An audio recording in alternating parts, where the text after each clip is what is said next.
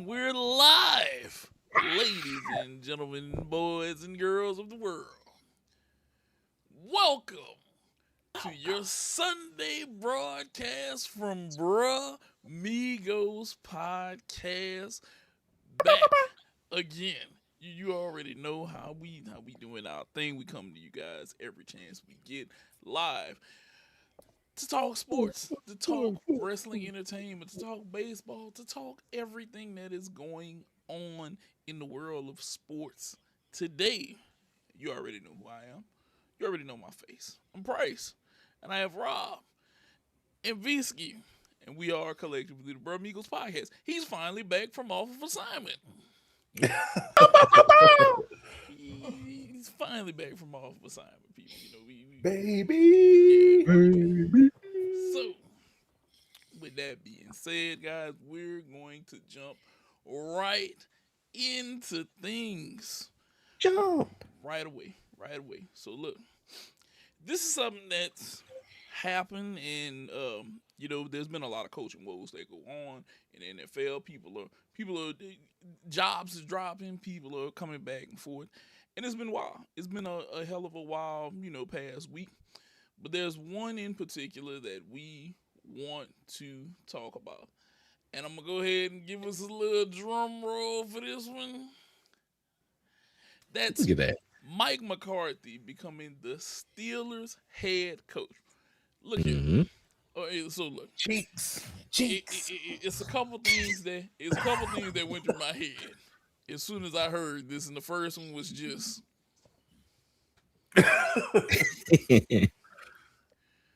just why? Why? Mm-hmm. Just why? Just what was the purpose of this?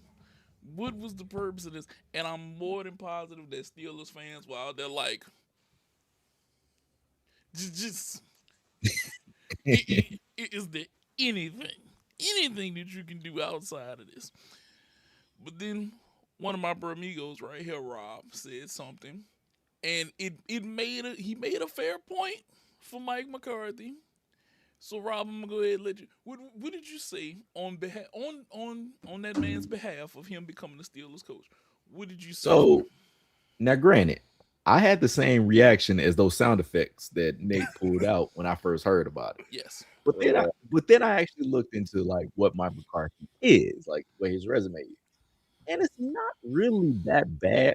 And to be honest, it's not too dissimilar to what Mike Tomlin was. So Mike McCarthy, like I went on his Pro Football Reference page, and I'm like, okay, well, what was he as a head coach? So Mm-hmm. 288 games, he was 174 and 112 with two ties. And granted, balloons, and so uh, uh, he wasn't really that. It's a 600 winning percentage. With the Green Bay Packers, he had 618. Granted, a lot of those years had Aaron Rodgers at the helm, but some games he didn't. But also, like he had his time with Dallas Cowboys, and everybody's like, "Oh yeah, he was shit with the Dallas Cowboys." He was 84 and 49. So, which 580, 583 winning percentage ain't bad at all either. Which we had three 12 and 5 years. So it wasn't a bad coach. And so you're like, okay, well, he was a bad in playoffs. Throughout his playoff career, he's 11 and 11. So it's like he's not really like he hasn't really had a bad stretch. Granted, 1 and 3 with the Cowboys. So that's probably what a lot of people feel is as where that shitty Mm-hmm. comes from. Mm-hmm. But Mm-hmm. it's still to where it's like it's not too dissimilar than what Tomlin was. Tomlin was 8 and 12 in the playoffs. Granted, he had a better winning percentage because he won every season. He didn't have any kind of bad seat. He didn't have any under 500 seasons, which Mike McCarthy had 4. Mm-hmm. But it's still to where Mike McCarthy had a lot of ups. He had some 15 win seasons. He had a bunch of he had some 13 win seasons, 12 win seasons. He had a lot of upside.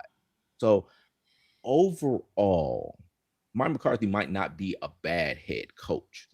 And I think he's very much the same, which it seems like that's what the Steelers want to go for. The problem I have is I think they should have went more splash, kind of similar to what they did with Tomlin. Like Tomlin was the DC for my Minnesota Vikings, Yes, and he he was. was the hot coach. He was the hot defensive coordinator that was out there. I thought they had a chance to basically replicate that with Chris Shula from the Rams because he has had that defense humming the last couple of years, and it's not like they had a ton of names coming into it. Like he helped develop the Kobe Turners and the Cam Kitchens and all these different players that basically are going out and possibly going to be getting money very soon. Granted, they got the Jared Verses and some of these other players, but Right. he's been having that defense hum. Also, he's a legacy, the grandson of Don Shula. Like, why wouldn't you want something like that? But they didn't do that. They wanted to basically go, all the same. It's the comfortable quilt, of playoff defeats, but they just got it in white now. But either way, I didn't think it was that. I thought it was bad. Looked at it, wasn't that bad, but we'll see what happens. Visky, your old head coach. Now, Steelers head coach.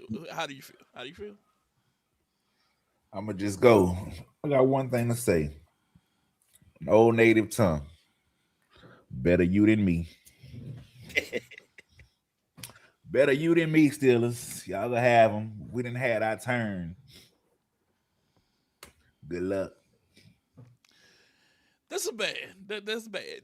Now, whenever Rob painted the picture for me that he wasn't that bad, I still just don't like it.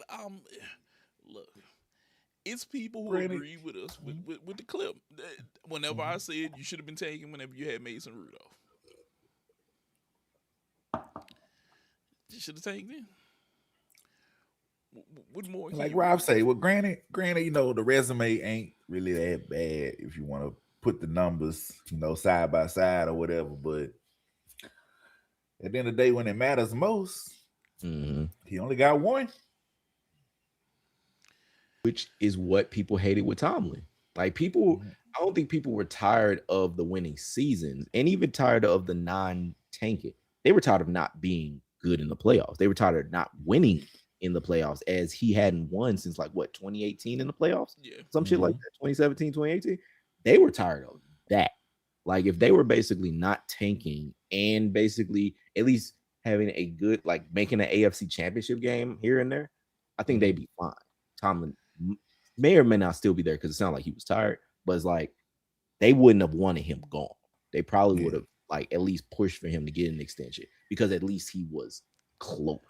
He hadn't Yeah. been Fact. close in so long. okay.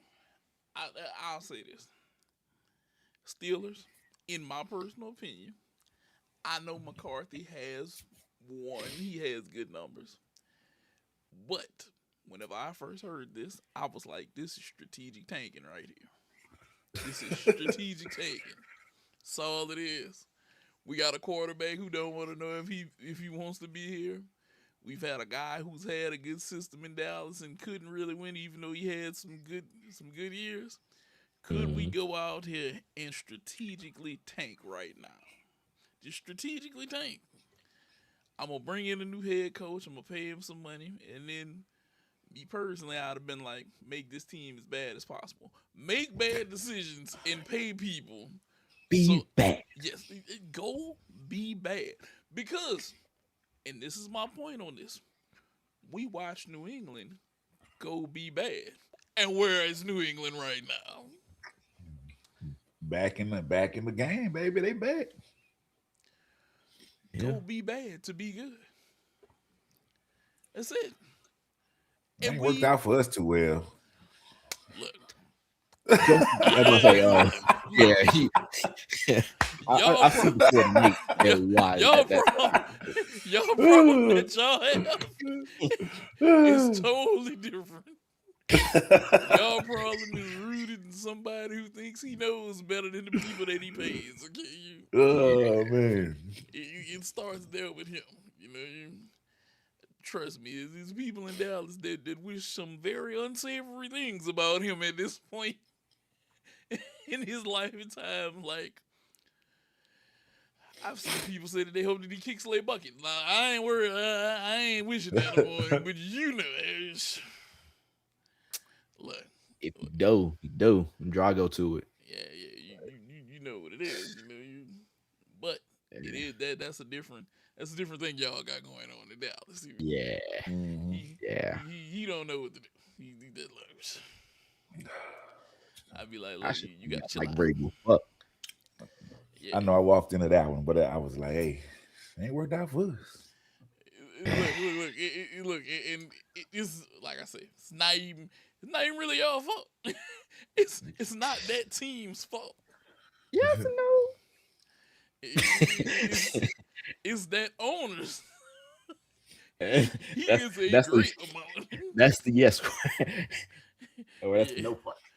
I mean, it's not a team fault unless you're Kenneth Murray Jr.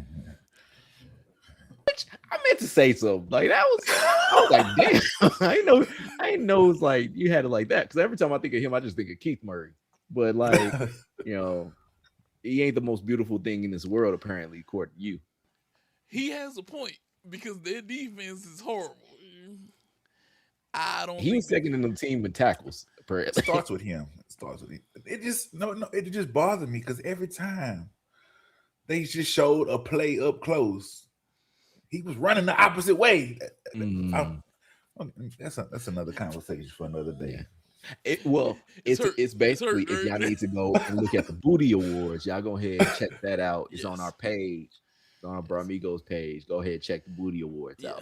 Yes. You definitely might want to go look at the Booty Awards. It's quite entertaining. It's quite entertaining. Let's see who the bums are of the year, man.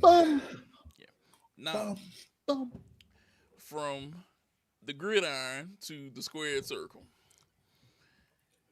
here is Brah Migos Pod Royal Rumble Draft. Yeah,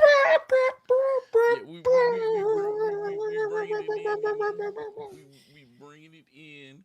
We this year are going to have a Royal Rumble draft. Why? Because we love wrestling. We love wrestling, And we love drafts. Yeah, and we love drafts. I do it every day. So, with our Royal Rumble draft, Rob, go ahead, explain the rules to the people at home, and then we'll begin drafting. All right. So, very simple. So we're going to have a draft. 10 names. We're all going to pick 10 names each. Mhm. So, and this is, not exclusive. This is not exclusive to specific ones. We'll basically say, hey, all either draft. So, or either Royal Rumble. So, men and women, we're going to pick 10 names. So, it could be 3 men, 7 women. It could be 7 women, 3 men. It's just up to basically us to pick who we want. Now, the rules of the draft are fairly simple. Now, it all gets, as far as just like a fantasy draft, there's a point system. The points go like this. 1 point. If your person gets a point, elimination, that's 1 point. If the person that you pick is a surprise entrant, that is 3 points. Now, surprise entrants would be anyone that's not on the roster or not being currently utilized, like, in like last year, essentially, like a Bianca Belair, for example.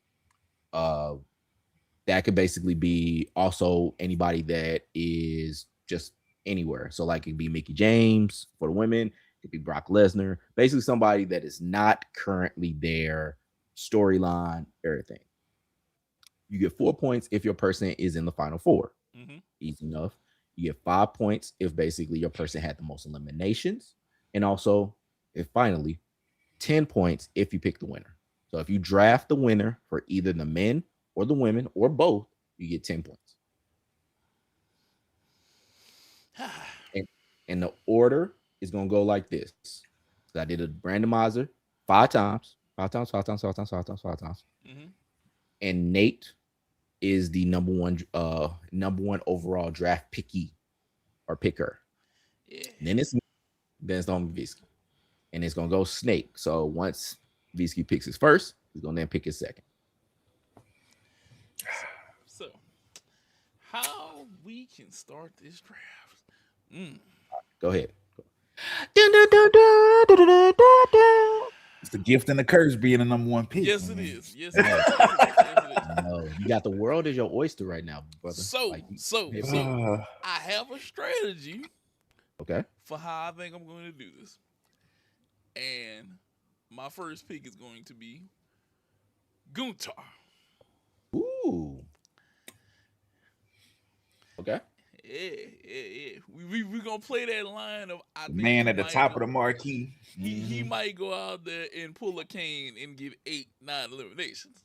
Yeah, I And he like can win that. it. Okay. That's a good one for winning. He they favorite right now, so that's a good pick. I can't even lie. Yeah, I like that. I like that pick a lot. Now, this man has had, because it's my pick now. Mhm.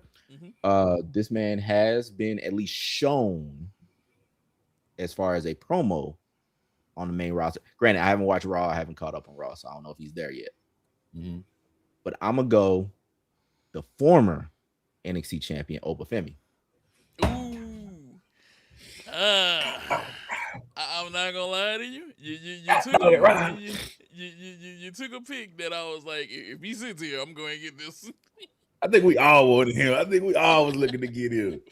I could, you know what? I was like, man, I might be kind and generous and let these niggas go. No, I was like, take no prisoners. Here it is. It's mine.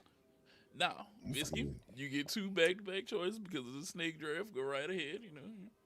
Well, my number one pick that I was hoping to have still on the table. I'm going surprise entrant. I don't know, if anybody else has seen the rumors out there. I'm going, formerly known as Powerhouse Hobbs, Hmm. Royce Keys. Okay. Okay. I like it. I like it. I mean, that'd be crazy to have him out the box, like in the Out Rumble, the though. box. That'd be crazy, though. Like, oh, yeah, like that. And I do like that pick though too. Like if he actually is, I'm gonna be there. That is actually a great pick. But your next pick, I'm going women, and I'm going for my number one most eliminations, Jordan Grace. Okay. that's actually a really good one for a winner too. I like that for a winner. That's two really good picks. That is. Okay, Rob, what are you looking at? All right, so I'm going to also go women, and I'm gonna also think about most eliminations, and I'm gonna go Zarya. Ooh, okay. Ooh, We're okay. going different directions with this. We're going Mhm. Okay. different directions with this. Okay. All right, now Nate. So I am going to go a different direction with the woman that I think is gonna have eliminations. Okay. I am going Rhea Ripley. Ooh, Oh yeah, Yeah. that's a great one. that's a good final four. Everything she could check Yeah. off a lot of Mhm. lot of boxes. Yeah. See, you see, it ain't just about like it's so many ways you can go with this. It's Yeah. like See, I put a little thought into this. Now, with picking her, okay. Now, I'm going to steal one because I feel like I need to throw this in here just in case, because they could be a surprise entrant. I want Bianca Belair. Mhm. oh, Yeah. I was like, I got this. I was like, I know who I want on the women's side. Who could also have the most eliminations? also Yeah, grab most yeah. eliminations. Yeah. You, That- you motherfucker. It's Okay. next level thinking sometimes. Yeah. Go ahead, All right. Rob. Um, I am going to go. Mm-hmm. Hmm, I'm gonna take a second. I'm gonna actually go surprise entrant. I'm gonna go Chad Gable. Mm. like that. Okay. So I'm gonna help you out. Are you picking Chad Gable? Chad Gable, Chad or Gable. I am picking Chad Gable. okay, Now, okay. if there is a member that he might be, because there has never been anyone to say if he is anyone else. It is a rumor and innuendo that he is of a large American fashion. Now, if there is that possibility that he is that, I do not get any points. Okay. But it's only Chad Gable. Okay. Okay. Now, Whiskey, it's your turn. All right, I'm going for a possible Final Four. Now, I'm gonna have to go with the man that they always put there, but just can't get it done. Mm-hmm. L.A. Knight, Ooh, Yeah, yeah. see? that's a good one. Okay. Okay. And going with another woman. This Mm. time I'm going with a surprise woman, Mm-hmm. formerly known as Paige Mm-hmm. Soraya. Okay. Okay. You think they gonna actually have her back, or Hey, is she still with? Is she still with AEW? never say never. I don't know. I look at certain things you don't know what's true nowadays. Yeah, It's my just in case. I don't know. yeah. I don't know what's the deal with that. I seen some stuff on the internet. All right, so it's my That's my pick. wild card. Go Mm-hmm. ahead. Mm-hmm. All right, I'm going to go with the Samoan werewolf, Jacob Fatu. Oh, all right. All right. Mm-hmm. I feel like that pick is safe but reliable. Yeah, I I think feel like I'm it's thinking safe but elimination reliable. and possibly Final Four. I don't think he'll be a winner, but I'm gonna go with those two. Okay. All right, Nate, Okay. yours. So first pick, woman. I want to throw this one out there because she has been off TV a while. Mm-hmm. Another one, possible most eliminations. Jade Cargill. As a champ though. Yeah, I can see her still participate. Okay. Yeah, they be needing women too. Yeah, because that's why I think. You think so? Because I mean, they got plenty. They got plenty of women. Well, this Yeah. this is what I'll say. Well, you know what? How about this? No, you can lock in Jay Clark. It's up to you. Because I know who my other one for woman with most eliminations. You know what? Let's play let's play the safe woman one. Some people may or may not agree with this. Nia Jax. So is she replacing Jay Cargill Yeah. or I'm okay? gonna replace her, and then I'm going to go. I'm going to stay in the Samoan family. Okay, I already know. we're going solo. Mm, I Oh, like that. okay. Because That could be actually a sneaky number of good eliminations. I see, like that. you gotta think. Like I said, next level thinking. Mm-hmm. Guys, No, good Mm-hmm. next no, level that's thinking. legit. All That's right, legit. now it's on you, Rob. All right. So I am going to go surprise entrant and Mm-hmm. somebody that has been talked about as far as being somebody that's going to show up sooner or later. Mm-hmm. Y2J Chris Jericho. I Damn knew it! it. I knew it. I was trying to hold off. I was trying to Ah. hold Mm-hmm. off. I Rob, was you, trying. you you taking my list. You I making me look, have to knock names off my list, right? you niggas been taking my list, Mr. Bianca Belair, LA Knight, shit. Like, nah. Sure. Uh, Come up I've in. been waiting. I've been waiting. I was like, I'm gonna try to hold out as long as possible for that one. I was like, hold out, hold out. Well, then I'm have to go for a well-known common Final Four. Mm-hmm. My tribal chief, Mm. That's a good one. Roman Reigns. That's a Okay. good one. Okay. That's a good one. Okay. Okay. Okay. Uh, All right, next trying to game. get my women off the list early. I want to go somebody who I think should be in the title picture, who should have been in the title picture. Who I think they might finally give a chance. Raquel Rodriguez. Mm. Mm. Who she is? She does have a title match that night, so Mm. that's actually a good. That's still a good pick because that's one for most eliminations. Now I'm going. I'm going to go a thickums with as well for my next pick, and I'm gonna go Lash Legend. Okay. Mm. Mm-hmm. Okay. Yes. He said last legend. Yeah, okay. Mm. Your turn, homie. There's a couple ways we can do this. Okay. Hmm. Okay. So, being the fact that we've covered most of our Samoans here, we've taken a Y2J approach out of things.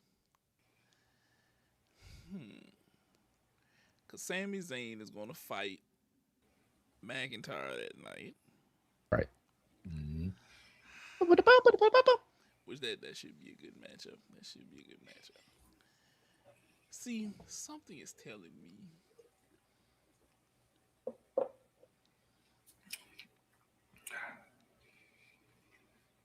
you know what? I'm going to take Cody Rhodes Okay. because if Cody were to win this, he'd be the only other three-time Royal Rumble winner Mm-hmm. outside of Stone Cold, and you're gonna have to have a few eliminations if you're in there. Mm-hmm. You're going to have to You, have a few you gotta at least eliminations. last. You gonna have some eliminations, but you generally got to last. Yes, yes, yes. Mhm. Now That would this piss me off. now this one is gonna Low be key, me my too. this is gonna be my long shot. Hey, she's in there and she may be final four as a woman. The flat back Flair herself, Charlotte Flair. Okay, You see the flat? Oh my goodness! I am not gonna forget that. Flat back, flat. Nah, honestly, print the shirts. Print the shirts. I'm just saying. I'm just saying. Flat back She shirt. she could be in there. I think she's gonna be in there. She may Oh my goodness! she's gonna be down there in that final. I'm gonna say at least eight of women for sure. She's gonna be at least. I think she's at least gonna be down at Yeah, 8 to 6 in women. She's gonna yeah. be hanging somewhere around Oh my goodness! All right, so it's my turn. there. I'm gonna go since I picked Lash. I'm gonna go with her bedmate, Trick Williams, as whoop that trick. Like I meant to do all that shit, but yeah, that's my next pick, Trick Williams, who Okay. I've been catching up on wrestling. That nigga in the title picture is only where he needs to be. That Yes. nigga is too damn amazing. Yes. As a Yes. like, Yes. like that Got nigga them set lemon up. pepper steppers, baby. Yeah. Nah, I've been debating, and I want to go with somebody, another surprise, who hasn't really been a former NXT champion, women's one of the women's champions, somebody who hasn't been on NXT for a while that I can see, even though I haven't been really keeping up with NXT. Mm. My baby,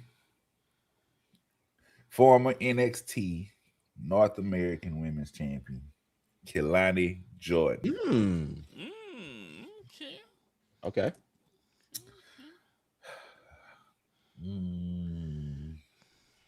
Okay. That's actually a good Final Four one. Actually, I would say It that. is. That's a sneaky, is. It sneaky is. Final Four. Now, But since neither one of y'all really took him, I feel like just because I think he can be a long laster. Mm-hmm. pause.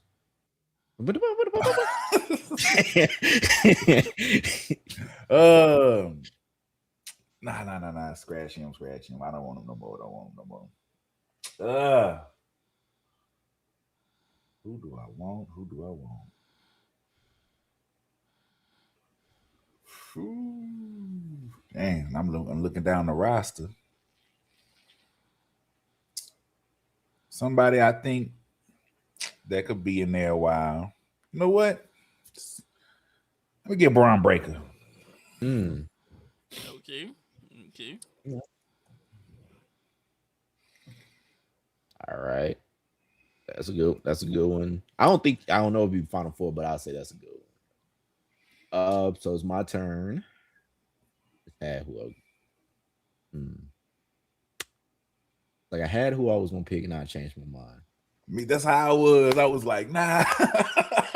It's like because it's really somebody that I'm gonna pick him right now. Tyler Tonga. Mm.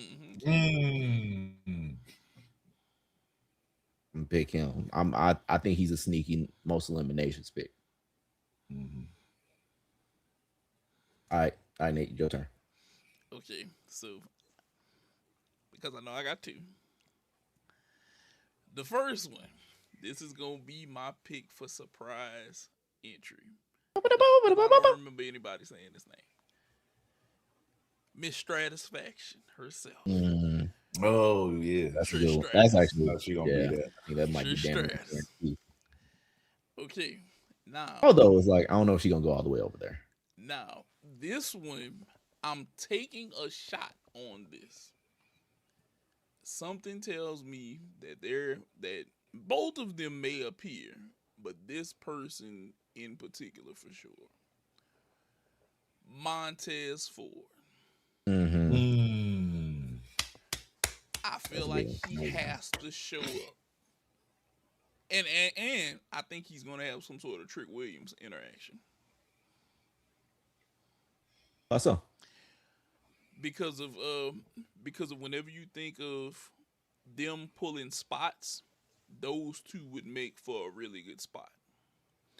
They're both very athletic, and there's different things you can do with them. See, part of my strategy whenever I pick Royal Rumble shit is also spots.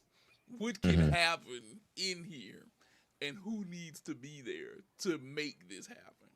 And he's a Yeah. person I think is a high end. He can pull off a spot guy, kind of like Kofi Mm-hmm. Kingston in a way. Yeah. Which I think the next up that's gonna be doing those spots is who I might be picking later. That's a tease. But for my next pick, since my homie Visky picked up Iran, I'm gonna pick a Braun, and I'm gonna go Bronson Reed. Okay.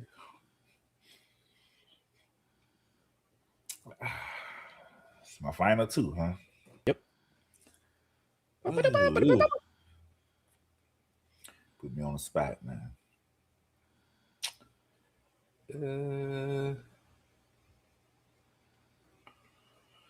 Let's go with. I'm gonna go with another. I'm gonna go to woman first, and I'm gonna go with another Judgment Day member, Roxanne Perez. Okay. Okay. Okay. Okay. Okay. Let's go with Roxanne. And now, my final and 10th pick for my lineup.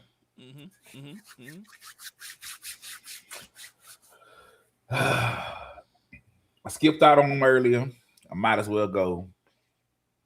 Give me 4 letters, 1 word. Yeet. Okay. Okay. Okay. Yeah, that's a pretty good. That's a good one right there. That's a good Yeah. one. That's a I good like your one. lineup. I do like your lineup. Okay. Okay. All right. All right. So it's my last pick. And because actually, I'm not gonna pick this person. I'm not gonna pick the person that I tease. I'm gonna do an audible, pick this other person. I'm gonna go women. Miss Parker. Ooh. Jada Miss Parker. Miss Parker. Come on down. You are the final contestant on Rob's draft pick. Draft. board. I don't have any more left, huh? That should be. No, you got one left. I got one. One left. The world is your oyster right now. Now, because I'm not picking anymore, I would say the person I was gonna pick is Javon Evans. That's who I think is gonna be the Kofi Kingston. That started to be one of my picks earlier. That started to be one of my picks earlier. But you still got plenty. You got a huge roster that's actually got some good, I would say, picks left. Javion Evans didn't even cross my mind. I'm trying to make sure to see Royal Rumble match wise. We do I can have see that. good ones still left. Real good ones still left.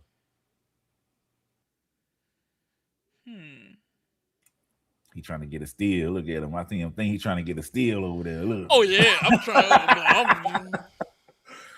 See, if Drew versus Sammy wasn't happening, it would be Sammy. Mm-hmm. Okay. You know what? This guy took a hell of a kick the other night. Damian Priest. That was like the last one I was like, yes, that I regret not taking. He took the kick the other night. I can see him being in there. Like I was because my thing was I was gonna be like, who do y'all because my next thing was gonna be who do y'all regret not picking? And that was gonna be like the number one guy. Like when I was looking through the roster, I was like, I should have picked Damian somewhere in there because I think he's a Final Four, and I think he's a most eliminations like really good pick for them. Now, if you don't mind, run down the picks for everybody at home. That way, everybody knows who everybody has. Hell yeah! All right, so Nate, your team is Guta, Rhea Ripley, Bianca Belair, Nia Jax, Solo Sikoa, Cody Rhodes, Longback Linda herself, Charlotte Flair, Trish Stratus, Montez Ford, Damian Priest. And we can call a flannel flatback Flair for all Flannel purposes. Flatback Flair. I couldn't remember which one it was. But my team, Obafemi, Zarya, Chad Gable, Jacob Fatu, Y2J, Lash Legend, Trick Williams, Tyler Tonga, Bronson Reed, Jada Park. Okay. And run the people down for Bisky. It is Royce Keys, Jordan Grace, LA Knight, Saraya or Sarah, whatever her name is, Roman Reigns, Raquel Rodriguez, Alani Jordan, Braun Breaker, Roxanne Perez, Jey Uso. I think these are really good lists, honestly. Like, all bullshit aside, like these are actually really good lists. And this will be interesting. This will be interesting to watch and see what happens. It really will be, because I want to see how this is gonna work out. Now, I do have a couple regrets. Who do you regret? Yeah, I would say, yeah. Y'all got any regrets?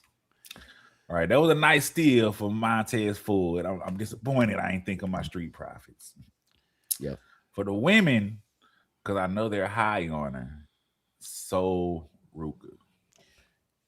I could see high on her. Now I'm kind of looking on the list who I didn't take. So Ruka for the women. Who else I didn't take? For the men.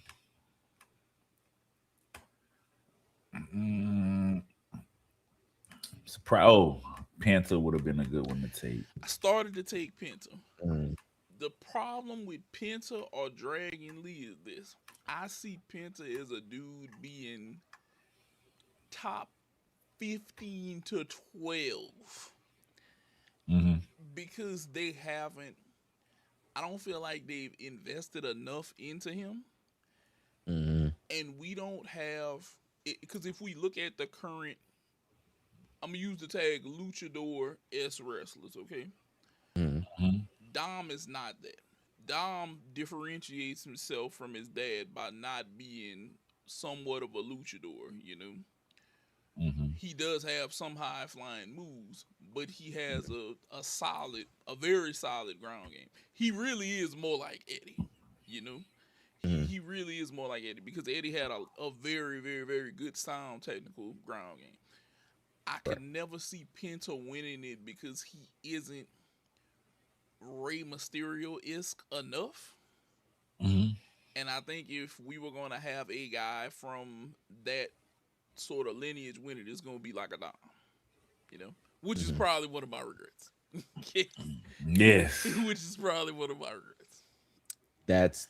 So I have multiple regrets, and I actually have one of the surprises that I thought Bisky was going to actually take, but I I thought you left was him for y'all. huh?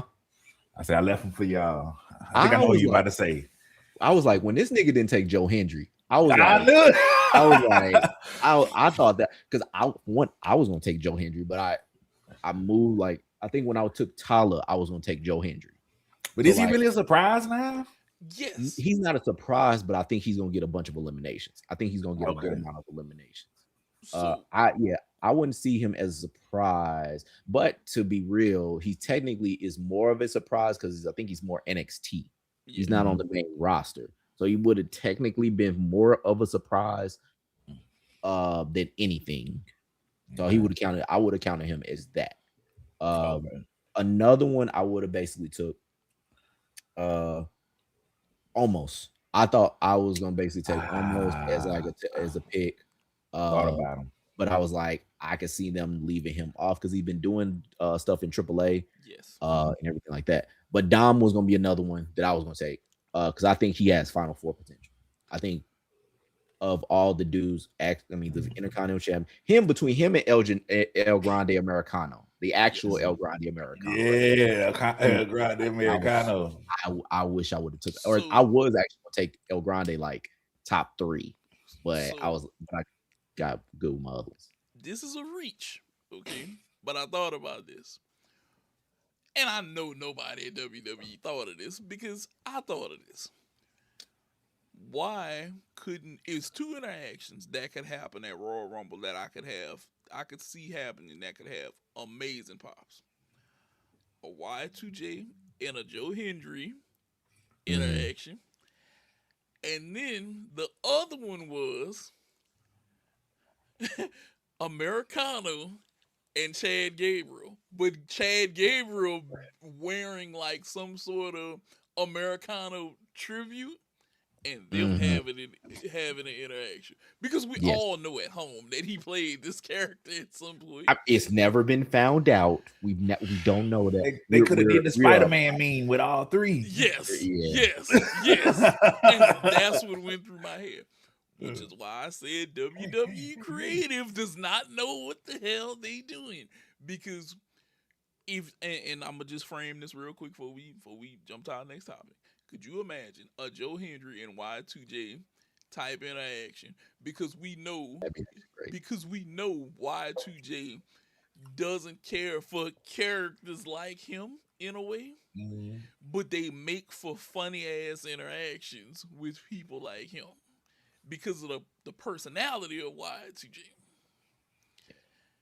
I think he could play with the joke. It depends on like I don't think it's like the list guy. Like if it's list Y2J, like I think maybe he doesn't play with it as much, but like I think that he can play with the joke. But I could still see him getting eliminated by Joe Hendry, and then Monday night we hear and that should be fucking crazy. It would be hilarious. Just imagine it. He bring back the list, man. Oh my god. Just imagine it. That's why I said there is no real creative in WWE Creative. Because maybe it's me. Maybe it's the fact that I have all of those crazy ass ideas no matter what I put my hand on and I can think of something to happen. But you think about that interaction. Think about that. Just think about that. Joe Hendry eliminates Y2J. Let's say they get to top 12, top 10. Hendry eliminates Y2J. And then Monday night, we hear that. You just made the list. Just over and over, you'd be like Joe Hendry, your stupid pose. You just made the list. Exactly. Think about that. That would pop on Monday Night Raw. Viewership would spike. Y2J is back. Him and Joe Hendry have a feud. Now we have something else to make us want to tune in to these two going at it. Because Joe Hendry's character is over. And we all know Chris Jericho is going to be over. That's why I said we have to bring back the creative in WWE, and that could be a very fun ride. That could be a very fun ride. I'll be honest. I'm telling you, you have the other pieces. Sometimes you need those filler guys with those filler things going on that have a good story, and that could be one of them. Because we all know Gunter and AJ is about to be a story at some point. We know this. Might be over. Yeah, I think it's over for AJ. You think Like, so?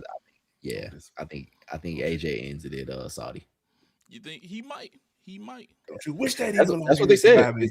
It's career versus. I think it's a career versus whatever, Matt, or AJ's career is on the line. Yeah, At it Royal could Rumble. be that. It could be that. It could end. But we know that things have to happen for Gunter if he's going to be built up. And we know that they have hot new talent coming in. But you still have guys like Joe Henry, LA Knight, which I think also another feud that could be hilarious is a Joe Henry LA Knight feud because it's Definitely. because it's personality versus personality. Mm. Those Two two former are TNA guys. yeah, yeah, and there's also two former TNA guys that you could watch. You could easily throw a title in there that needs a face up for grabs between people like that. They don't exactly they can be main card players in a way without having to put WWE champion. That's my one biggest gripe with WWE. You haven't put belts on guys who are over on smaller titles to make them things that are watchable and give people, for example, Sami Zayn. Sammy, as much as I would love to see you walk out of here with this title, I know that they're not taking this shit up off of Drew McIntyre. They are not taking this up off of Drew McIntyre. I know they're not. Yeah. They aren't. Because WWE isn't that bold, for one. Yeah. This Drew, I'm digging this Drew as champion though right now. I'm digging. I do like him as champion right now, but I also feel like Sammy should have had. Sammy was our Daniel Bryan 2.0. Yes. Okay, Yes. and they haven't fulfilled our Daniel Bryan 2.0 over there, and that's the problem because I felt like it was times where he could have been champ already, and you didn't do it. You just didn't do it. But hey, you never know. But I know for a fact that Drew McIntyre's walking out of here with this belt.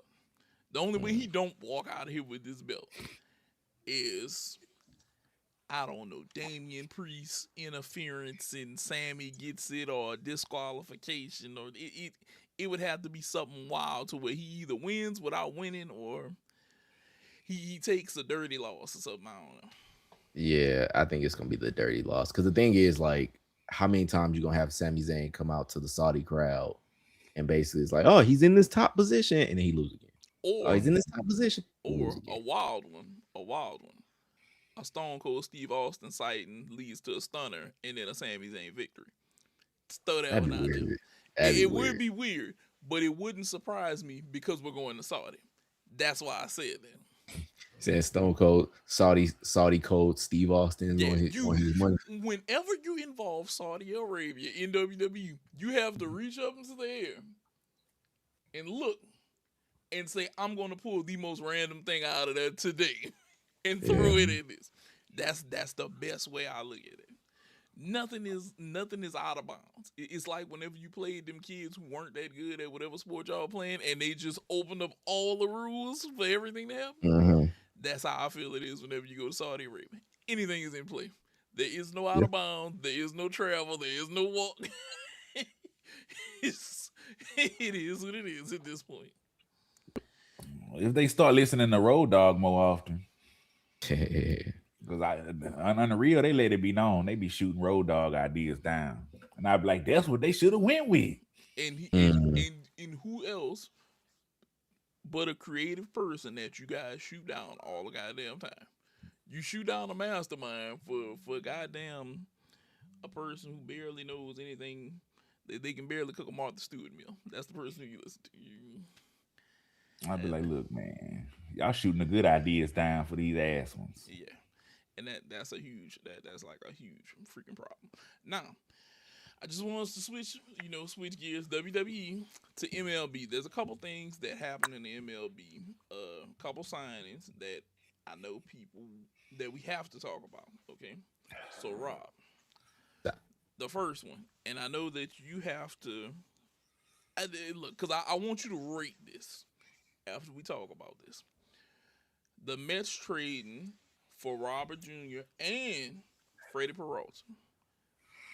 How does this shift them at this point?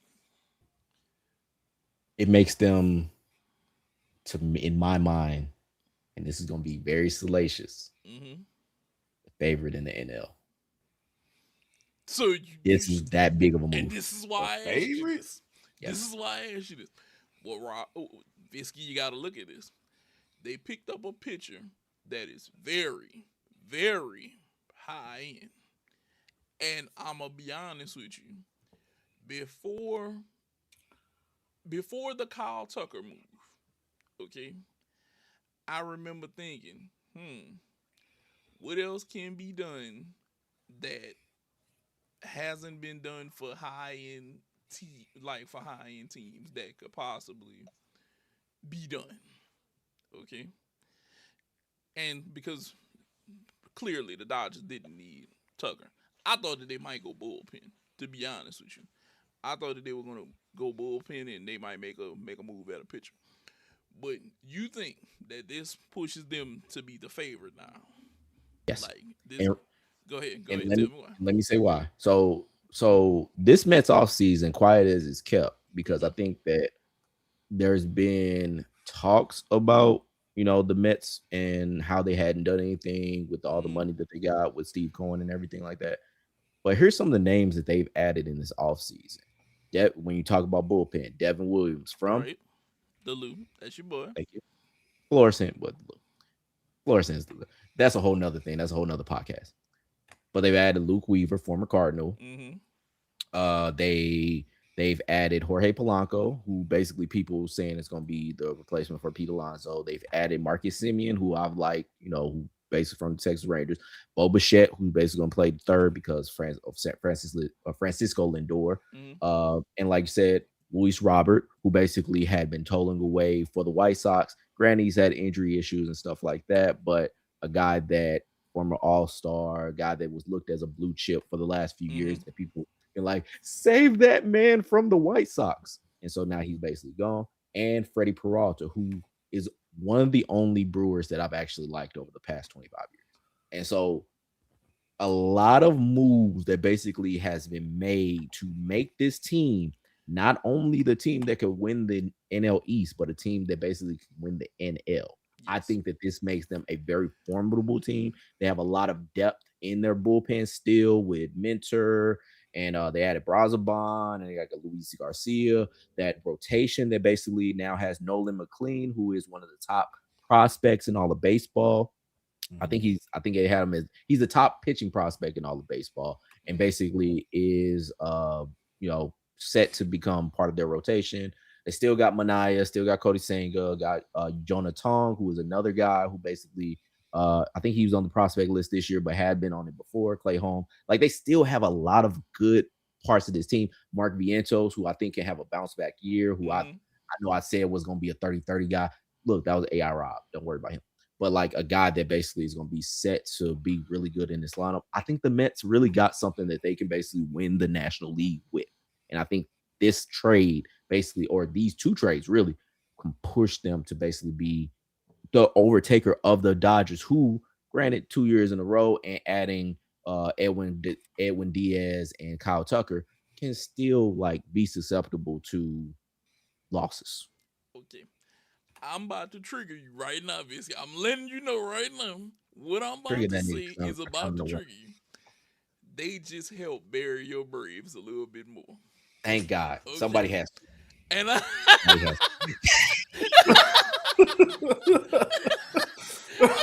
I'm going to tell you why.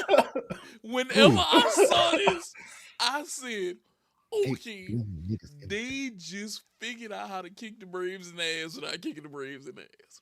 Oh my God! Thank you for your service, Mets. And I'm gonna explain to you why. Whenever we look at what happened last year, it was Philly, Milwaukee, the Cubs, the Reds, Dodgers, Padres. Okay. Now, barring the Braves were injured and they had a lot of issues, the Braves had a weak ass bullpen last year. Okay. And so far, y'all have done 0. Okay, what do you feel like they've done wrong? Robert Suarez, the addition of Robert Suarez and getting Tyler Kinley, I think are big moves. Okay. Those are Oh, very but big is moves, it and enough? it is enough You think because that you think it's enough between for them, for the Braves? Iglesias and Suarez being the setup, and then basically still got Dylan Lee, I think was pretty good. He was okay. Joel Payampas, who was I Yep. think former Brewer. Joe Jimenez, Aaron Bummer. I think they got a decent bullpen. Okay. So look, I hear what you're saying. Now, I want you to think about this. The Mets just figured out how to say, if your bullpen ain't shit again this year, or these moves don't work out for y'all, we're going to bury y'all. Okay? Because the one team that took a step back bullpen wise to me for sure was the Nationals letting Mackenzie Gore go across the way. Okay? But he went to a different division. Okay? They helped no one on this side of the line. Okay? The best way that I think about it is like my uncle said. He was like, look, he said, you got to look at it like this. The Nationals might have gave up their best pitcher, but they sent his ass across the Mason-Dixon line, okay? They made sure that we don't have to deal with him like that, okay? And they got a haul for him too. Yes, they did. They got a hell of a haul for him, but it was a hell of a haul, and it's only one team was worse than them. Fucking Rockies. Okay, let's be real. Fish gotta fly, birds gotta swim. The Rockies gonna be the Rockies. They're gonna be at the bottom of the barrel. Okay, it just is what it is at this point in life for them. That's how I put it whenever I think about them. Fish gotta fly, birds gotta swim with them. That's it. Braves got to suck. He said it. He said it, man. I said, He said it. He said it. I said I'll put in Google Translate said in Spanish. I'm tell you right. Just because your Cardinals Go ahead, speak. ain't gonna ever amount to shit ever again. Ever. Again. That's a callback. You know, don't come for my Braves. But I'ma still, regrettably, I'ma steal words from Uncle Shannon Sharp. That's fine and dandy what all y'all saying about the Mets. Regrettably, Dodgers in 5. Could the Dodgers still could reign? I'm going king? Dodgers 120 this year. God damn it. Yeah, au contraire, my nigga. I know I'm reaching, but damn. I will say this: they are creeping near a 100 win team for sure. They might be this might be 100 win year. I mean, but they was talking about them niggas winning like what 105 or like 110, 115 or some shit like that, and they won 93 games. Like, this is a susceptible team, sort of. Like, they get a lot of injuries, but they got a lot of like depth. Because I mean, they got like, I think they had 5 players on the top 100 prospects and everything like that. Like, they have depth and they have just overall like talent. But the thing about it is, it's kind of similar like with the Chiefs. Whereas, like, you have this team that has been going deep in the playoffs for a good amount of years, granted because of their success, but it's also like the bubble got to pop, and I think this year the bubble pops. I'm not saying they're gonna win. They're gonna win 90 games, but they're not going to be like the number 1 seed. I think you got teams that basically have done enough to, not a ton, I would say, not a ton of teams. Like, you basically got the Mets really, as far as on the NL, that have done a lot of work. But it's like there's so much talent depth around the league that it's like, I don't think it's a runaway for the Dodgers. I don't. Okay. Now, the other pick, the other trade that I really like that I want to talk about is the Gore to the Rangers trade makes the Rangers a little bit less of a boat race team. And to say that they were a boat race team in that division and won 80-something games last year, they have a guy who he's a lefty, and he can go out here and get shit done. because I can tell you now, I took Mackenzie Gore quite sometimes on MLB props for strikeout, and he went and got it done. Okay, no matter who it was, he got it done. Them adding a guy of that caliber, in it just look. I just gotta say this. I don't think that I'm not gonna say we. I don't think people appreciate how loaded it is if you have one of those American League teams in your backyard. Like I outside of the White Sox, okay, outside of the White Sox, and then maybe I'll say the Angels, because I'm kind of high up on the Athletics because that's a young team, and and maybe the Twins, maybe the Twins, because I feel like the Twins are still trying to figure shit out, but they have some pieces on there. But outside of those two teams, it's a lot of good talent in the American League. And it's a lot of good teams to go and watch in the American League, hands down. But the Rangers adding a guy after them going 500 last year. They went perfect, 81-81. I could see him pushing them towards 85, 86, 87 with a guy like that. Hell, they might close in up on that 90 mark like Seattle. They might push that direction and get close, because I don't think people realize AL West was freaking tight, dog. Look, you needed to be 80. Seattle came out with 90. Houston was behind him 87. The Rangers were 81-81. Athletics, like I said, young team, got time to improve, 76 wins. And the Angels are maybe not floating as much as they'd like to with 72 wins. It's pretty tight. You had 70 wins or better in all of the American League outside of the White Sox, which they just took one of their better hitters, left and went away. And I'll say this, speaking up on that trade with the Mets. The Mets just got another guy that can hit and he can put pressure on you. Whenever like Luis Roberts is healthy, you gotta look at him and say, okay, they got a big bad and Soto. This guy can get crazy hot and be right there. It's gonna be an interesting year this year in baseball. Oh yeah. It's gonna be another one of them interesting years. And I also say this: Cleveland, you need to make some moves. Okay, you did get Jose Ramirez an extension, right, but you still need to make some more moves. Okay. That rotation. Yeah. Because here's something. You don't want him to ever say, I don't want to be here. Because I'm going to be honest with you. And Rob, this is just, in all honesty. His goddamn team seems like a team that Jose Ramirez would want to play on. Okay? I could see him wanting to be a Brave, and the Braves saying, come on through. Replacing Austin Riley? Yeah. Yeah.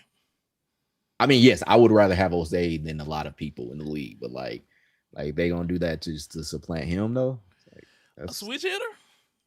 I mean, granted, like switch I don't know if they are good though. Switch hitters do come in handy. No, I'm not saying that. I'm not saying okay.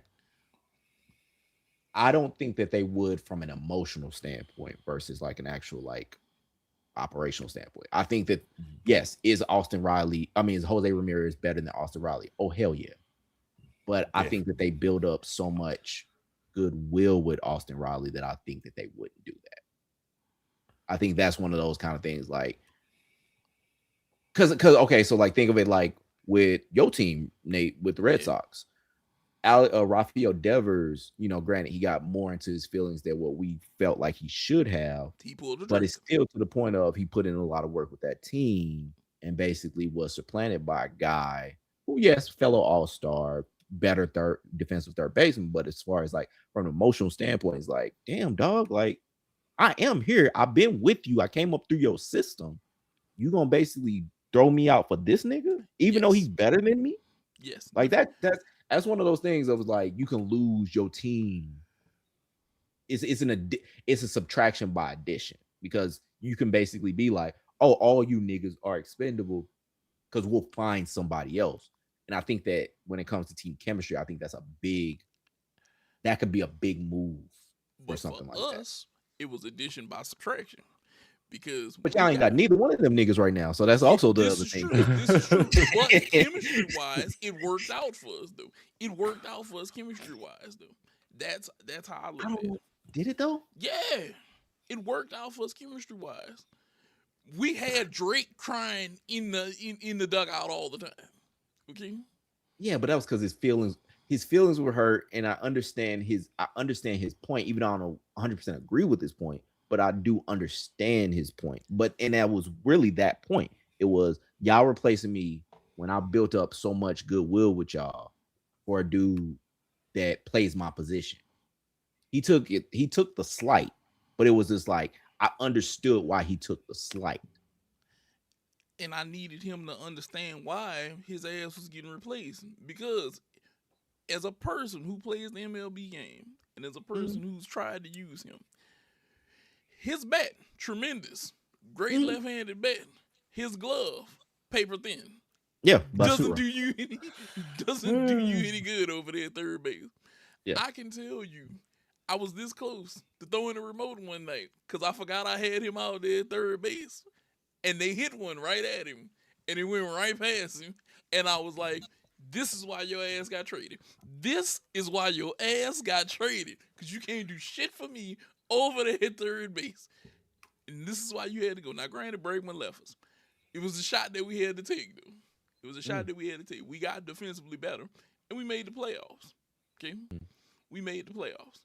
I don't think defensively we were going to make the playoffs with him.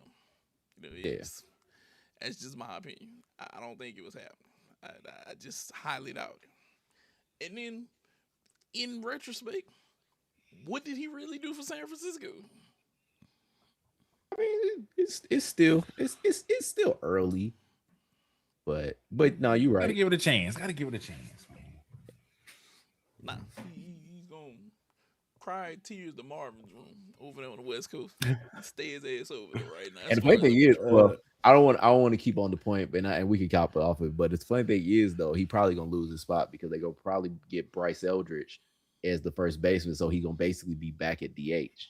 Yes, he's not gonna play in the field because Chapman's gonna be right there at third, so like he ain't gonna play third. I don't know what is up with him I think he has an ego issue with him wanting to prove that he can play on the field. Just go be a bat. People get paid to be bats today. It's a bunch of guys I know back in the day would have loved to have been a bat. I know Frank Thomas loved that shit. Frank Thomas loved being a bat. Hey, they love me hitting the ball. That's what if I was him, I'd show dedication to being a bat. I'd be in the batting cage 24/7. Whenever you see me at practice, I'm doing my thing. I'm in the batting cage. Look, this is what you need me to do. I'm gonna be the goddamn best hitter that I can be for this team. And that's the reality. He gonna have that pride. He gonna want to get out there in the field, though, man. Yeah. And J. Cole said pride is the devil. I think he got a hold on him. Okay, he needs to let that hold go. Let that shit go, my brother. He needs to let this go, bro. He needs to let this go immediately. Now, I do want us to switch gears and let it go before I think about kicking him in his ass. From the baseball diamond to the gridiron, and before we get into what we talking about, I just want to throw this out there that the Broncos are up right now on New England with Jarrett Stidham, and he has thrown a touchdown. I don't know if y'all paying attention to that. Yeah, like people thought it's gonna be boring. It's like the game started already. Yeah. I thought it was later. It started at 2:00 y'all time. Yeah, and he's actually marching right now. They marching. It's 3rd and 3 right now. He might get another one. People forget Stidham debuted and threw for like 365 in a couple touchdowns. People forget that. He's not a total. He's not goddamn. He ain't a bum. Yeah, he is not a bum out there. And I think New England has been lulled into that trap now. I think that they thought that this might be, free real estate. And it ain't what you thought it was going to be. Yeah. Because let's see how this works out for him right now. Look, all I'm going to say is He pushed that 3rd and 3, and he's marching again. They're on. It's 3rd and 7 on New England's 20, so they might want to be careful. Let me go grab my remote. Yeah, they might want to be careful with this. Look at him. Look at him. But back to that. But back to the NFL. Yeah, back to the NFL. What do you guys think about the NFL wanting this 18 games? Like, as fans, how do we really feel about this 18 games? Granted, some of the injuries that we saw this year, some of the guys like just going through things. How do we actually feel about that? You know, how do we actually feel about what's happened this year? I was gonna have Visky go first, but I'll go first. Yeah, I don't know what happened to him. Yeah. He went black, so I don't know. Fade to black. But There you go. He back now. I just want to grab my remote, man. You know, I ain't want to be looking at a blank area. Yeah. I mean, it's all good. Okay. But now, did you want to go first, or you want me to go first? Yeah. You can go first. All right. Yeah. So I would say for me, the NFL is trying to kill itself. And I think that we really need to basically like put them niggas on suicide watch, because we see that these niggas, like, we keep talking about how some of these teams basically have a lot of injury. Like they were talking about with San Francisco and like the energy plan or whatever. Like, no, it's a lot of football. When you add more football and you have these people playing too much football, these injuries are gonna keep happening. And the thing is, we are still watching, even though the injuries happen. But it's like, think about how much shit people was talking about the Broncos with Jarrett Stidham as being a starter. Granted, injuries happen, but like when you keep on having injuries to, Bo Nix is kind of a star now, but like you have injuries to like the starters on these different teams because you having them playing more football, and especially when you're trying to eliminate the preseason. So now you have them playing even more snaps, even more this and everything like that. Like, you trying to basically kill your own dope. Like, we don't need an 18-game season. We don't need a fucking season that lasts past the All-Star break in the NBA. Like it was nice when it's just like, all right, we got 16 games and we just do it like that. Granted, there was a push to 17 and it was like, okay, 17 is cool, but like it don't really add anything. Like, I don't think we're better off with more football. Like, I think football is cool, but football needs to be missed. And I think that you need to save some of your cats and save some of your players from all these games, because it's like they don't need to be taking these many snaps, dog. Like, it's a contact sport and it's a lot of soft tissue injuries because you niggas also aren't paying for the good turf either. So it's like, I think they need to basically pull back, or if they basically, I would say for the players, if they say 18 games, tell them we need pensions. Give us pensions. Like, you need to basically look at our long-term like shit. If basically you trying to screw us over like this. What about you, Visky? What do you think for this? Where do we go with this now? Yeah, because honestly, to me, the 17-game season is pointless. Like, you just added one game just for the hell of it. Like, it's a lot more injuries. And for some reason, just in sports in general, there's a lot more injuries in sports these days. But yeah, it's shooting itself with a lot of things. A lot of the arguments over the whole catch rules, and some of the rules they implement is just not making sense, and that's what it's making it hard for people to watch. A lot of times they feel like the refs getting involved. Hell, at this point, I think the refs don't even know what the hell a catch is. Like sometimes you hear when I hear those explanations, they just be like, man, just go with it. just go. Look, they be freestyling on the field. I don't care what nobody says. I don't, because I promise you, whenever we get to pull in textbook definitions of some of these rules, that is not what the hell they do out there. Because from pass interference, all that. We literally saw the same catch twice in the same day, and one was a catch and one was an interception. And it's like, okay, sooner or later, we need to get this referee conference going, and we all need to come to an agreement of what's a catch and what's not a catch. Because Dez Bryant is at home going crazy whenever shit like this happens. I guarantee it. The Dez caught it. Yeah. Because if we ever Dez caught it 2.0. Yeah, if we ever look back on it, the rules say Dez caught it. They say he didn't catch it. And then the other day we saw one guy's knee went down and it was down in the catch. And then another guy catch the ball, somebody put a hand on it. They go to the ground. Technically the man's knee is down, but this was an interception because some kind of way, shape, or form he got the ball from him. No, you talking about the Brandon Cooks catch or the Brandon Cooks play? The other day, yeah, Him versus Nah, Devontae Adams. that was a catch. no, no. This is my theory on that. I watched them both closely. This is my theory. Now, I'm not saying I agree with the rules, but textbook definition of the official rules, Cooks did not catch it. So everybody wants to mention the knee being down. That's not how the rules are written. Okay, what are your interpretations of the rules for that one? So, like, all right. So I looked it up.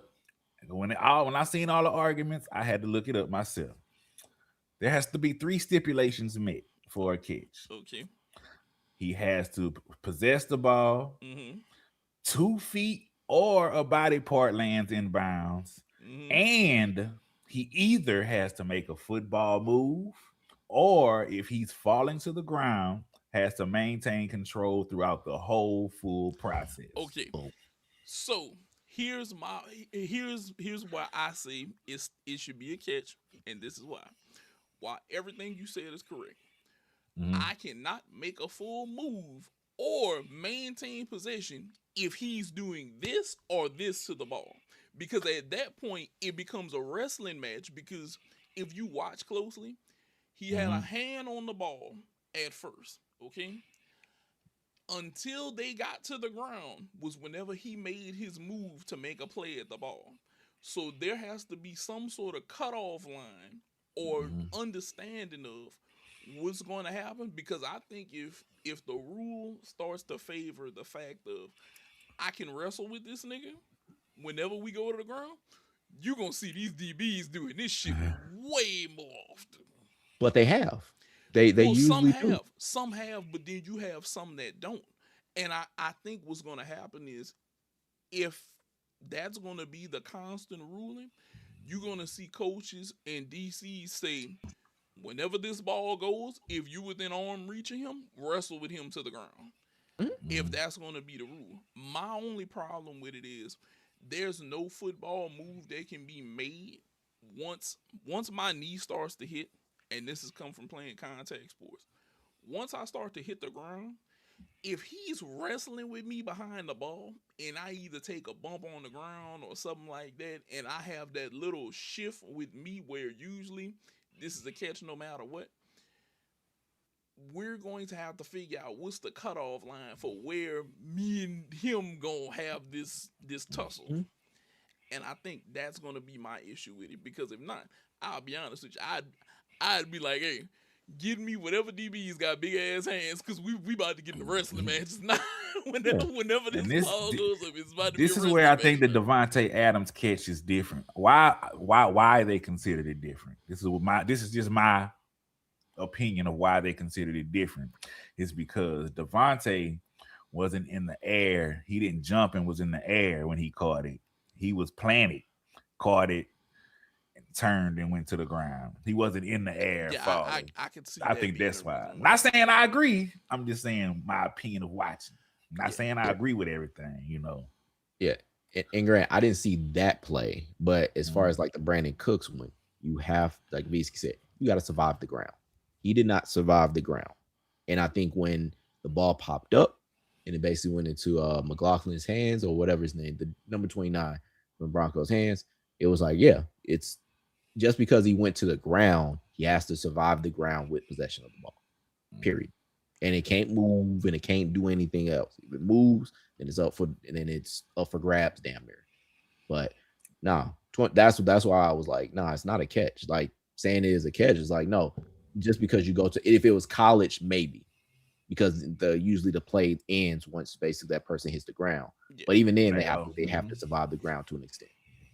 Like if you look at Devontae Adams, I think they consider his a football move because he wasn't jumping to catch it. He caught it, turned, and hit the ground. They consider that a football move.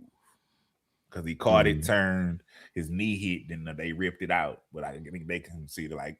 Granted, it's too much confusion for me. Yes, I don't like it. yes. I don't like it. Yes. I'm just saying my opinion of why I feel like they called it the way they called it. That's it. That is a that almost wasn't the catch right there, boy. You bobbling that ball. But now with us, so deep into the NFL season, I don't think we need to add more games. They need to stop it though. This No more. Look, because Yeah. I don't know if you guys view sports like this before we get to our last topic. I view sports as like a year-round phoenix. It dies down and then it comes back about it ashes. I don't need football running too close No. to my NBA and spring training games. Yeah. Because now you want to suck up too much of my time now. I'm cool with adding one more with the 17, but I don't need another one. Because now you're encroaching on my, hey, I'm getting close to All-Star break, and I'm supposed to be finishing this shit with the NBA, and here come my springtime games for baseball. You're running too much. I need my NFL Phoenix to die. It sit in the ashes for a little while before it come back later on. Like my nigga, I'm so ready to talk about baseball, nigga. Yes. I like in the next few weeks we about to start our MLB previews, and nigga, I cannot wait. And I also need to go get our MLB draft, because we are gonna have a MLB draft put together this year because we love baseball. Fuck yeah. So, because like I said, I need NFL to die off, continue to die off. And once this dies off, we go into all other sports, because the NBA is looking interesting, and I want to be more on top of that in my MLB and stuff like that. Like I said, they all they gotta pass one or the other. Oh yeah, it's a relay race. I'm already pissed off about the whole hockey. I know we don't really talk about hockey too much, but I know there's some bullshit in hockey that is pissing me off. What has pissed you off in hockey so far? Yeah, I'm gonna say, go ahead, like talk about it. The goddamn point system. Oh, I know what your beef is about to be. Let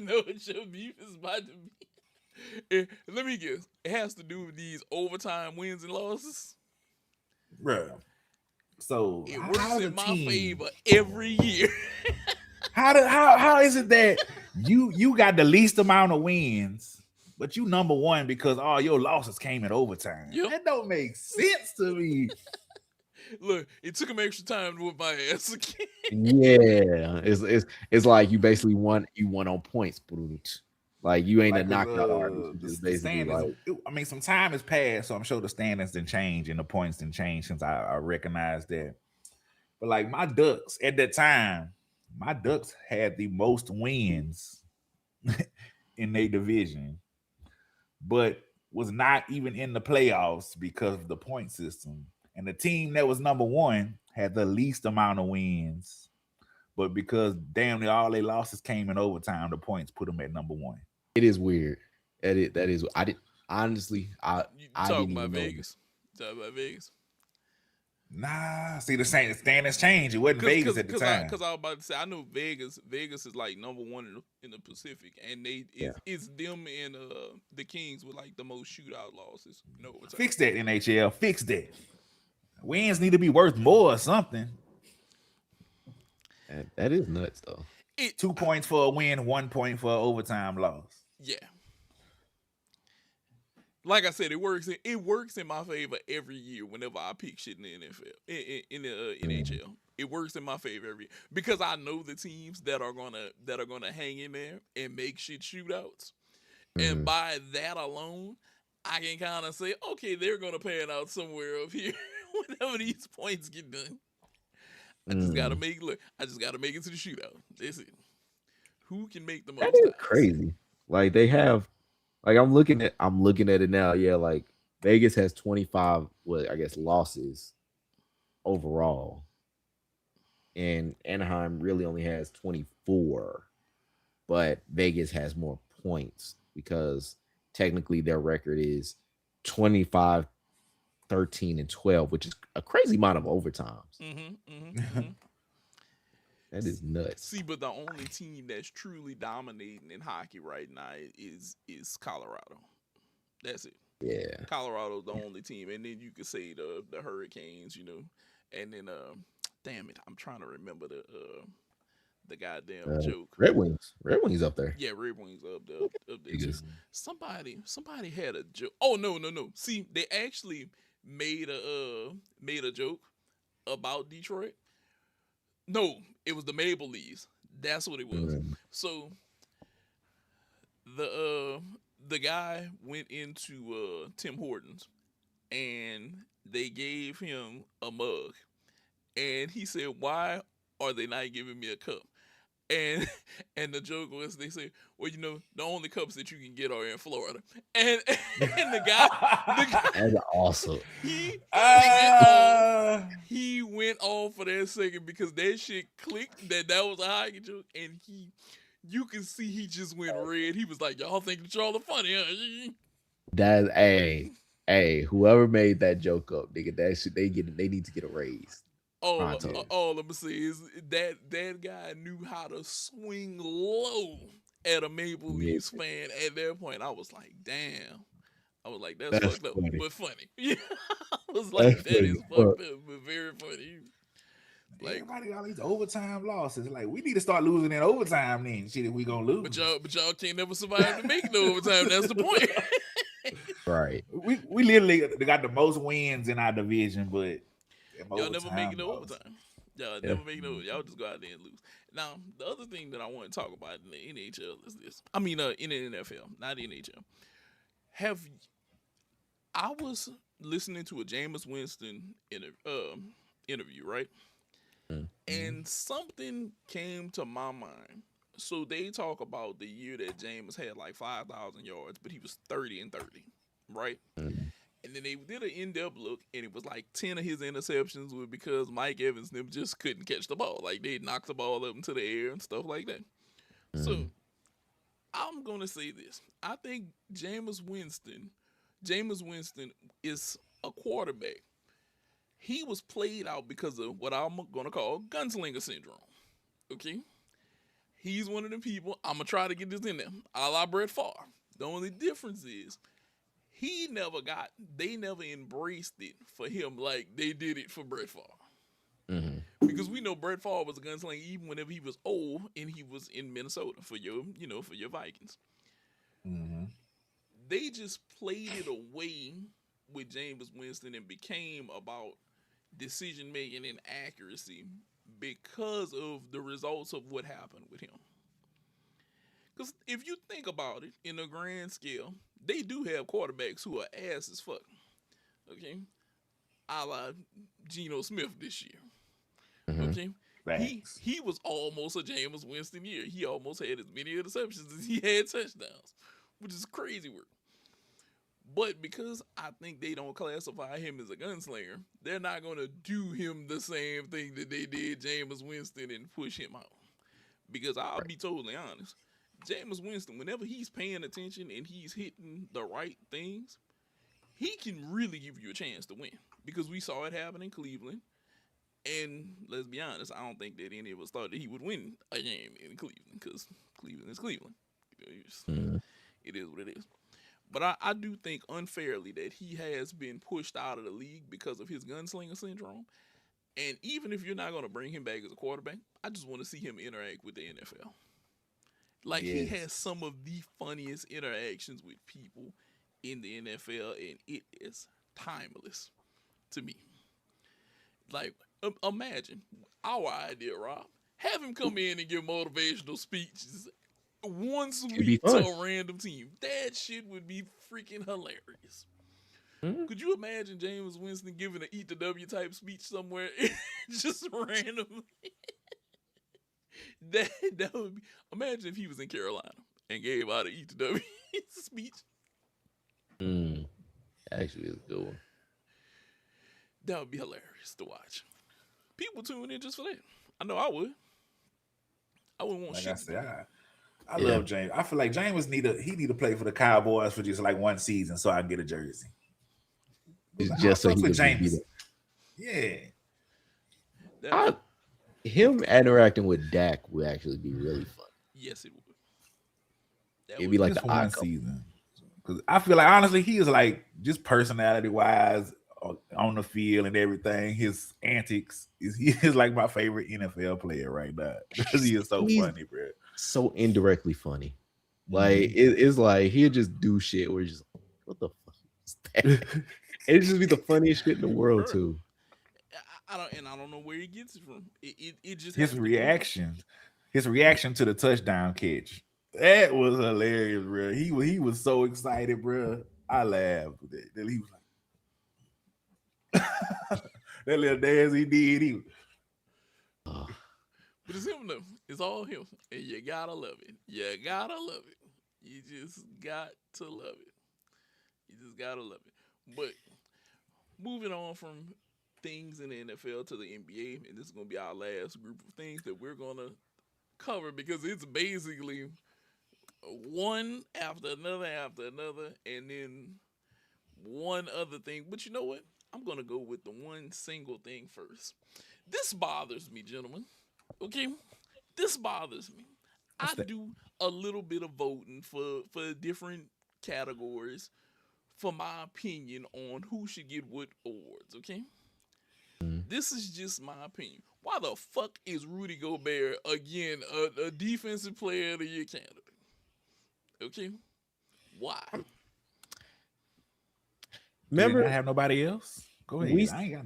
we said it, or at least I said it on the show a while back, and then I I think it's because it's like they treat him like it's more like a NFL defensive player of the year in that he's so specialized at this one specific thing that it outweighs everything else. Like Miles Garrett should win the defensive player of the year this year.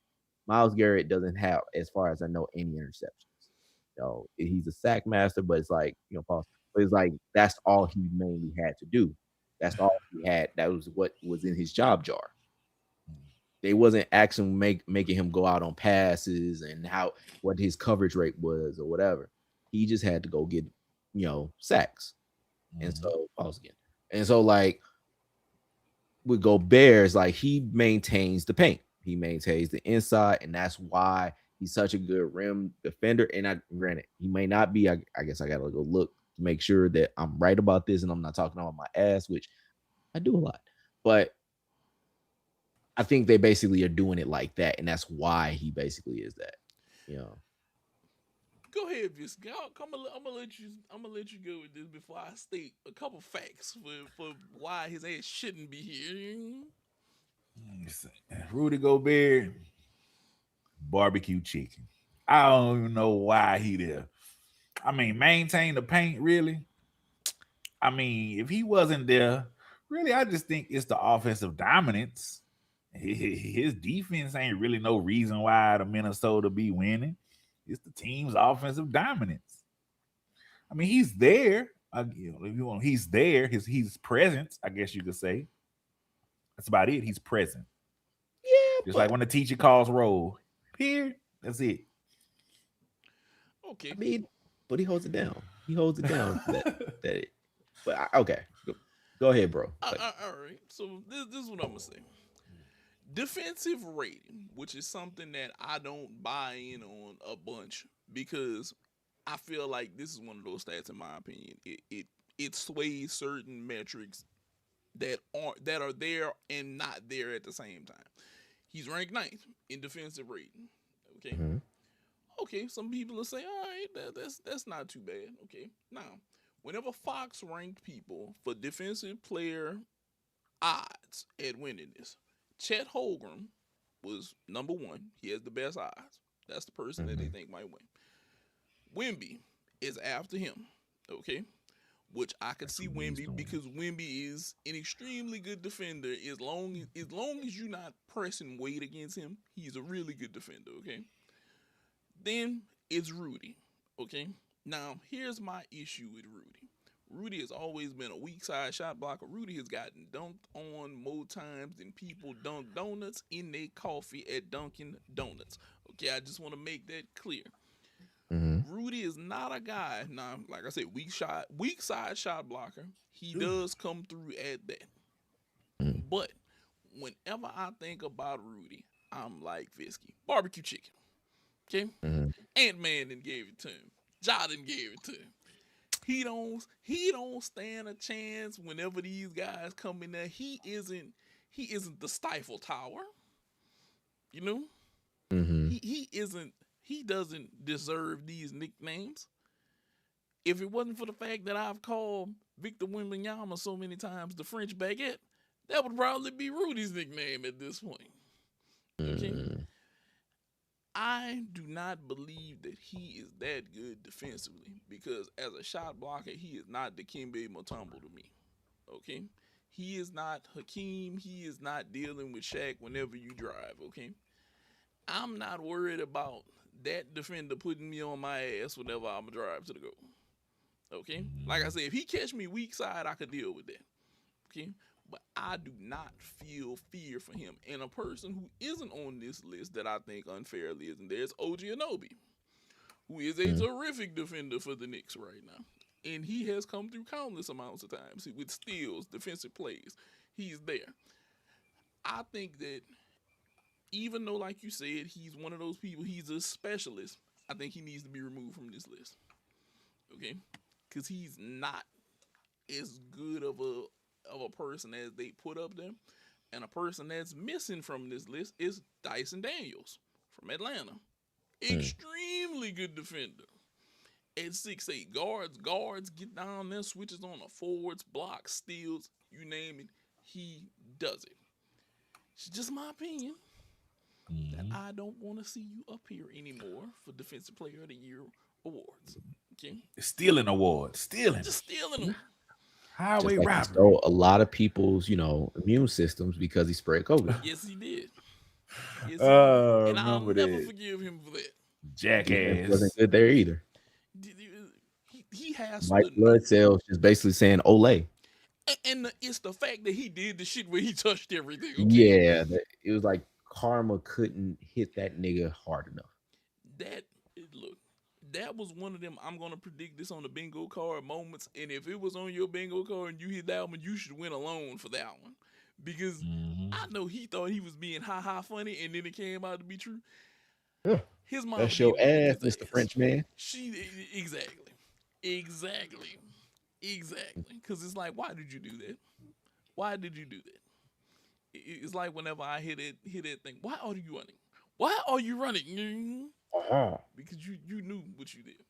Now, the last thing that we want to get into today, because I know that we've given y'all a fairly action packed, podcast. We have to talk about Jonathan Kuminga. Okay, what Mike Dunleavy did was the most strategic, cutthroat, pimp type NBA presidential move that you could ever do to try to squash a player if I've ever watched it in live action happen, cutting somebody down with words. Rob, go ahead and let the people know exactly what Mike Dunleavy said. All right, this week, basically, Mike Dunleavy was meeting with reporters, and he said about Jonathan Kaminga, when you make a demand, or Jonathan Kaminga basically looking for a trade, making a trade demand. He said, when you make a demand, there needs to be a demand on the market. We'll see where that unfolds, but always with these guys, I'm willing to work with them, nigga. Now, with Mike Dunleavy saying some bullshit like that, and the only reason I say it's bullshit because it's a kind of fire quote, but he has some culpability as to why there's no demand for Jonathan Kuminga. Jonathan Kuminga has been on this team since what, 2021. Hasn't really had much in the way of any level of success. Hasn't had much in any way of any highlights. Like, we don't really have like a list of things where you can basically be like, Jonathan Kuminga did this, Jonathan Kuminga did that. Mhm. All it's been is just Jonathan Kuminga has been a trade target for years because there's been nothing else. There's just been nothing else. And so when it comes to him being Mike Dunleavy making these kind of quotes, or Mike Dunleavy Jr. For that matter, making these kind of quotes, it's like, dude, there's no demand because of you and Steve Kerr. It's not because Exactly. Jonathan Kuminga, and unless they want to say what it is and be honest like they were right there, like say what it is. Say that he's been slacking. Say that he ain't coming to meetings or say whatever. But don't make it like, oh, well, there's got to be demand. The demand is on y'all. Y'all basically been putting him in these positions where he don't seem like shit. So if you're not gonna do like the anonymous quote thing and you're gonna come out at point blank, take some level of accountability for yourself of why this dude isn't wanted. Because when the offer sheet was out there or when he was a restricted free agent, y'all basically y'all took him up on it, and then y'all signed him to like this bogus ass 1-1 that wasn't even any better. So y'all haven't looked at him as a long-term option, and you're basically making these kind of quotes while he's still on the team. Like, this is on y'all of why nobody wants him. This has to be squarely on Mike Dunleavy and Steve Kerr as to why you can't pull this guy out. Because if you want to basically have demand, you got to show why they're demand. Now, even like I watched the game the other day. They were playing, I think it was the Raptors, because it was like the first game without Jimmy Butler was out for the season. And they were talking, the announcers were talking about, hey, this is Jonathan Kuminga's chance to essentially say, show like what he is and what he can do for this team. But it's still to the point, it was like, this is much too late. Like, he's still young. Yes, Jonathan Kuminga, I think, is like in his early 20s still. But it's like, I think that people aren't willing to go after, because it's like, what am I go after? What do I want out of this? Like, y'all haven't done right by this dude at all. Not at all. Y'all have not done right by this dude. So making these kind of quotes while this guy is still on the team, even if he wasn't on the team, is bullshit. Point blank. It's bullshit.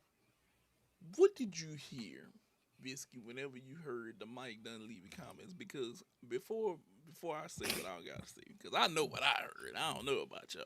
But what did you hear whenever Mike Dunleavy made these comments about Jonathan Kuminga? What I heard was, boy, fuck you. That's what it sounded like to me.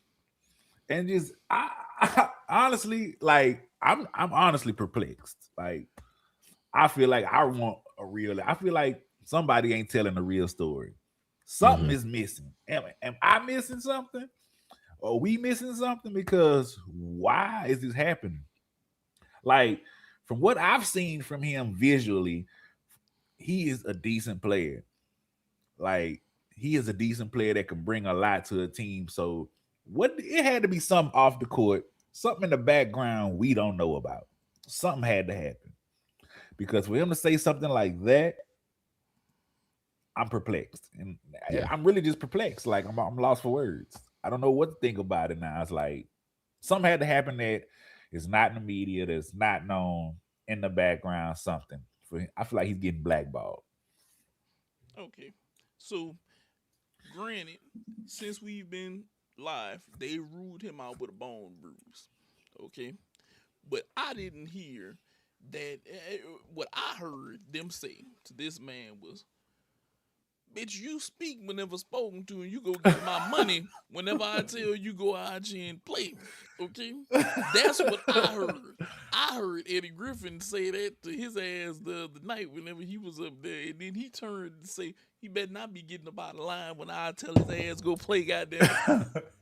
That's all I heard, because you told everybody that it's no way that you gonna tell us what you want to do, and we not gonna do it. And Golden State did do him wrong with that 1-1. Okay, they did him totally wrong. I think he's a guy that he is gonna have to test free agency.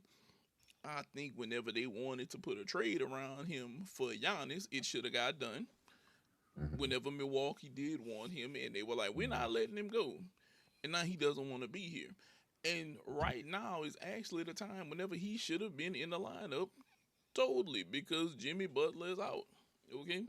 And to be honest with you, before you made the move for Jimmy Butler, you should have thought about pushing Kuminga to the forefront of that spot and then go and get somebody else. I need to make him a feature player and then go get somebody else. Okay?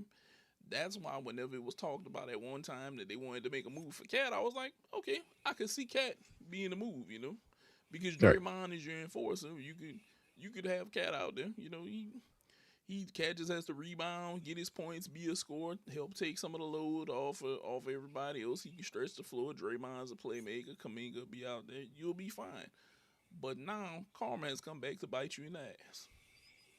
Okay, Jimmy Butler's out. Okay, he's gone. Another ACL. Yeah, another ACL. These ACLs are crazy work. And they paid him a shit. And granted, I ain't saying that they shouldn't, but it's like they paid him a shitload of money to basically be on that team and everything like that. And now that's basically gonna be out for shit till next year. It happened now. We're not going. Okay, so Kyrie happened close to the playoffs, I want to say, or in the playoffs last year. Whenever Kyrie got hurt, and we haven't seen him yet. So we're not going to see him till after this. Matter of fact, he's probably you might as well just rule him out for the whole year next year. Yeah, it's probably like you probably not gonna see because Jimmy, he's like 37, I want to say. Yeah, he probably he's 36. He's 36. He'll be 37 later. Yeah, so he probably gonna play until next January. Yeah. Well, I think after that he might not play till. I think we lost Kyrie later. Yeah, because Kyrie got hurt. Kyrie got hurt like once in March. It was so Kyrie went out in March, and we still haven't seen him back yet. They tried to say he was gonna be ready in January. I knew that wasn't. Here we are. I knew that wasn't happening. That's why I'm saying we losing Jimmy now. We're in January. We're not going to see Jimmy till March, April, or maybe playoffs next year if they in the playoffs. Mm-hmm. Like Kyrie is still out, and it's like it ain't even no determined time frame. Nope. We're not going to see him. Jimmy's going to turn 37, and we're not going to see him. Because I don't care what you say. He's going out now. He's not coming back at the beginning of the year. Not for the NBA season. No. That's too close. Not at his age. You might as well say all that money you spent ain't going to work. It's not there. It's not there. Hell, now I could even make the point to say whenever you guys thought about having Trae Young at one point, a couple years ago, whenever you thought about making a move, wouldn't be a bad time because a guy with a hamstring is one thing, which I'm going to be honest with you. I think Washington is tanking for a pick also. I think they're tanking for another pick. They're just bad. This is what I'll say. Trae Young had played a couple games, and then all of a sudden, right before the trade, his hamstring is down. And I was like, his hamstring isn't down. I just watched him play damn near 30-some minutes. I was like, you're moving him. And then he got to Washington, and he said, "Oh yeah, I want to play and get to know my teammates." And I think they were like, they were doing their Vince McMahon. Cut the camera. Cut. I don't want you to play this shit. Next year, yes. This year, no. Let's cut it. Let's make sure that you don't play till next year. Let us get another draft pick first and see what happens. See what moves we can make. Hey, look. Now you've pissed off a guy who could be your centerpiece. You pissed off a guy who could be a centerpiece. He could be really helping your team right now. And I'll always say this: your rampant inability to control Draymond Green has also came back to bite you in the ass. Every year I think about this. You punch Jordan Poole, you call KD a bitch. We keep holding on to your ass.